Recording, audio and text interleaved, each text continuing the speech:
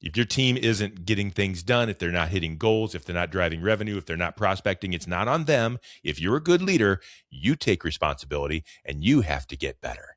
And we all want to, but it's not easy. Let's talk about it with Pat McManamon next on Purpose Under Pressure.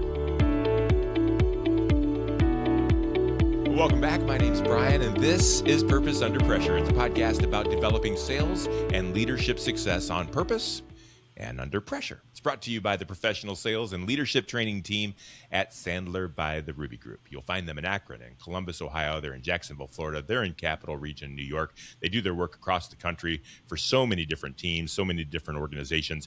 All of those organizations, all of those teams are different.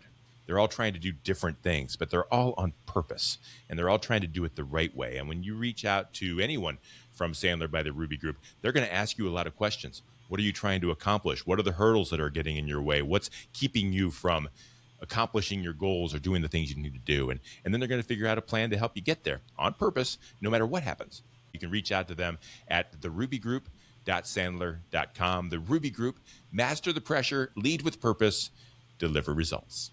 So let's get cooking. There may not be a role more defined with purpose and with pressure than leadership. I think if you're a leader, I think if you're tasked with getting your team to the right place, the right way, under incredible pressure to go sideways, anything can go wrong, except you still have to make your goal. You still have to take your team where you're supposed to take them. And I think what makes it so hard is that you need your people to come with you.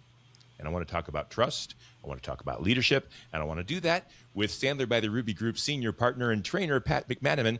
Pat, welcome to Purpose Under Pressure. Thank you, Brian. It's good to be here. Glad you're here. It says, right here on my business cards on my desk, it says I'm a manager, I'm a director, I'm an owner, right? So you have to follow me.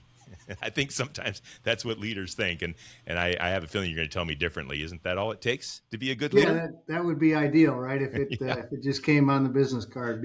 But the reality of it is we know that from a leadership perspective, we talk about in our leadership program about the importance of wearing 4 different hats. And the one that you're talking about specifically that seems like it is given to people is just the supervisory one. You get to dictate and tell the terms of what you want your people to be. But you also want to be a coach, you want to be a mentor, and you also need to be a trainer. And so those 4 are what make up, in our experience, to be a good sales leader.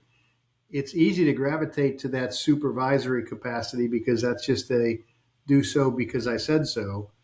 But that's not the way to truly get the most out of our people in developing them and getting them to be the reach the potential that they have. And I have to assume that most people fall into that supervisory role because that's what they know. Maybe that's what they grew up with. Maybe that's what they've seen in different, even leaders and owners. They're like, I need someone to be a manager. You do it, right? You go do my thing. Is that kind of what happens? It's just anticipated. We don't realize those other 3 hats need to be worn. Yeah, I think a lot of, we're emulating what we saw from years past. Back in the day, there was a Theory X management style that was embraced, and that's what a lot of people grew up under. And it's now become extremely evident that that's not the most effective way to develop people. And that's not the best way to get the most out of them, so where they feel like they're growing, contributing, and have a future with our organization. So it's very difficult to be a leader. We're not all born into it. We've got to get better at it. And the folks around us have to invest in us to make us give us the tools to get better. But tell me a little bit about the team. Where do things go wrong when the team doesn't follow? I'm thinking of leaders in the past that I haven't trusted. I didn't think they were going in the right direction. I didn't think that they had the right ideas for whatever reason. They might have, but for whatever reason, I just wasn't on board. I got to think that's a real problem and limits the effectiveness of a leader. Yeah, a lot of it starts with, and this might hurt some people, but a lot of it starts with the hiring. We're hearing a lot more from owners and sales leaders about the difficulties of hiring and hiring the right people and the costs associated with hiring the wrong people. And not only does it have a negative impact on whether or not that individual is successful, but it also permeates the whole team from a standpoint of If one individual doesn't fit in from a cultural perspective, they either feel like they are above them or that they are dragging the team down. It's not good for the overall performance of the team. Plus, it's something that the manager who has tied their ego to this new hire, to that individual, and they've got to then eventually come to grips with the fact that they made a mistake and admit that mistake and make a change. And the cost associated with that is roughly 2 to 3 times the annual expected compensation of a salesperson. So it's a pretty weighty decision that managers and owners are often making, and you'd be surprised how many times they do it somewhat on a whim. They go through the obligatory interview type things, but they're already predetermined that they're going to go with this person because they didn't do a good job of laying the foundation as to what the ideal candidate looks like, or they're just bored with the process and they say, well, this one's got a pulse. Let's give it a shot. Do you think in that situation when you're trying to build a team, is it better to hire someone with a pulse? I think this can work. When you really need somebody, like the region is empty or whatever it might be, you've got to you need a pulse in the seat.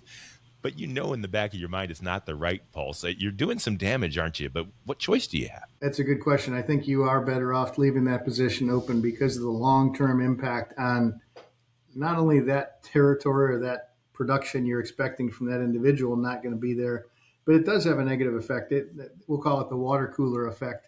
The rest of the team is seeing that they just were burdened with somebody that is not up to their caliber. So one of two things happen. They either slide back gradually over time to that level of underperformance, or they look for another job.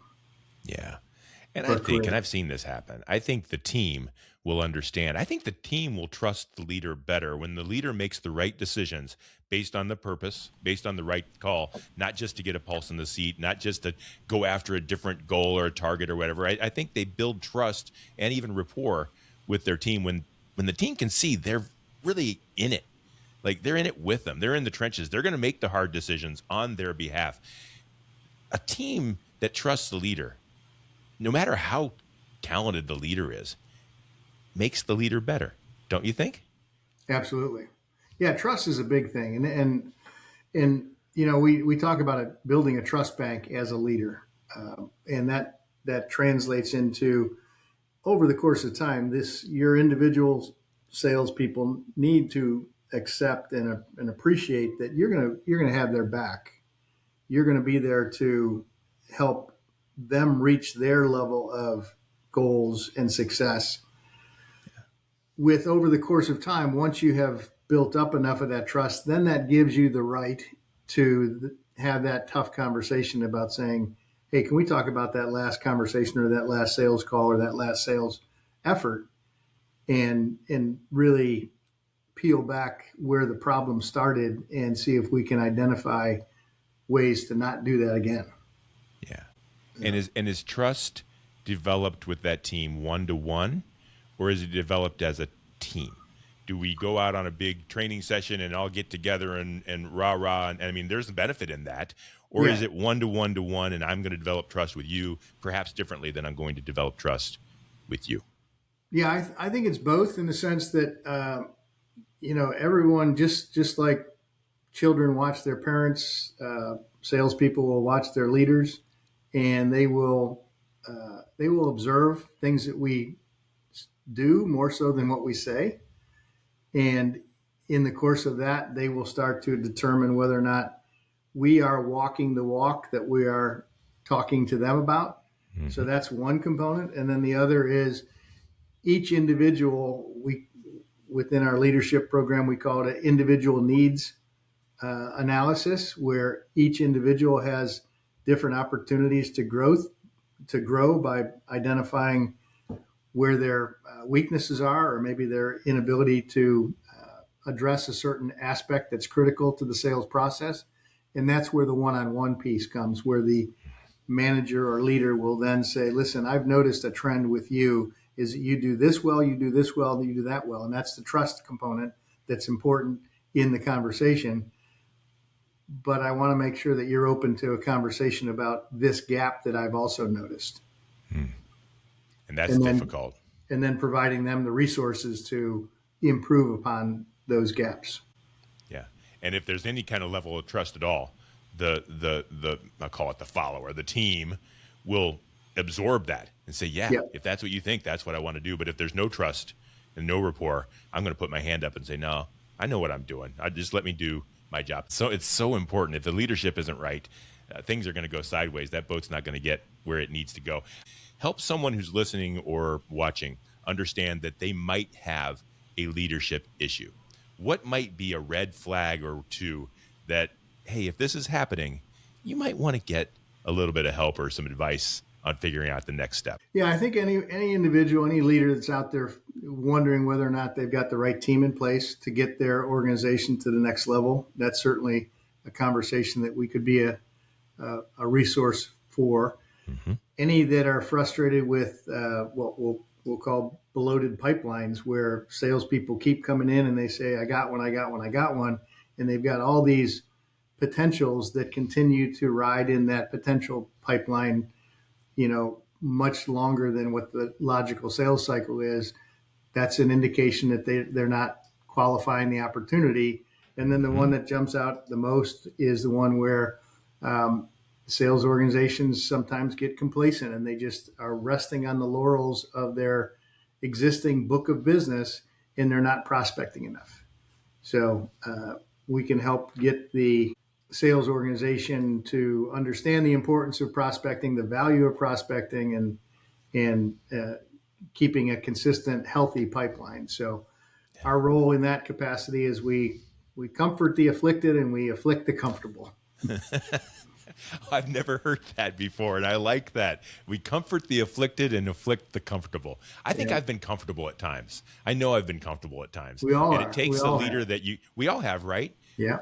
Leadership is hard, folks. It's really difficult. And if you have any issues with leadership, and I think we probably all do, I bet you we're all more comfortable than not.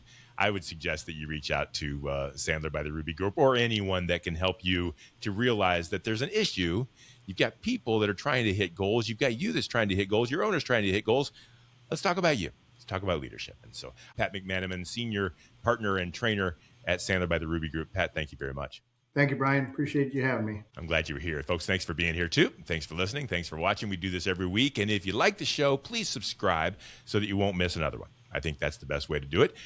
Also, if you don't mind, go ahead and tell a friend. They can be on Purpose too. You'll find all past episodes of Purpose Under Pressure at brianmediastrategies.com/podcast and wherever you stream your favorite shows. This show is brought to you by the Ruby Group. Master the pressure, lead with purpose, deliver results. And until next time, no matter how high the pressure, stay on purpose.